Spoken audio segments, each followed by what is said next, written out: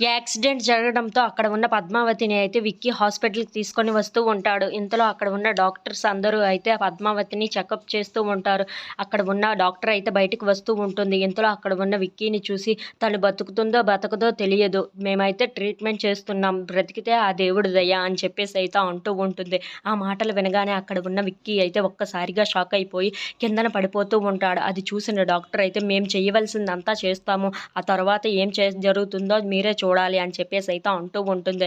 ఆ మాటలు వినగానే అక్కడ ఉన్న పద్మావతి కోసం తలుచుకుంటూ అయితే బాధపడుతూ ఉంటాడు. దేవుడా ఎలాగైనా సరే నా పద్మావతిని బ్రతికించు. తను ఎలాంటి తప్పు చేయలేదు. ఎలాంటి నేరము చేయలేదు. తనకి ఎందుకు ఇంత శిక్ష విధించావు? ఎలాగైనా నా పద్మావతిని నాకు ఇచ్చేయి మళ్ళీ అని చెప్పేసి అయితే చాలా బాధపడుతూ ఏడుస్తూ అయితే అక్కడ పడిపోయి ఉంటాడు. ఇంతలో అక్కడ ఉన్న పద్మావతికి మాత్రం డాక్టర్స్ అయితే ట్రీట్మెంట్ చేస్తూ ఉంటారు. ఇందులో అక్కడ ఉన్న విక్కీ మాత్రం ఎలాగైనా సరే నా పద్మావతి బ్రతకాలి. నా పద్మావతి గాని నాకు దక్కకపోతే నేను చనిపోయే అవకాశం ఉంది. నేను కూడా బ్రతకను. నా పద్మావతి ఉంటేనే నేను ఉండగలను అని చెప్పేసి అయితే చాలా బాధపడుతూ ఏడుస్తూ ఉంటాడు.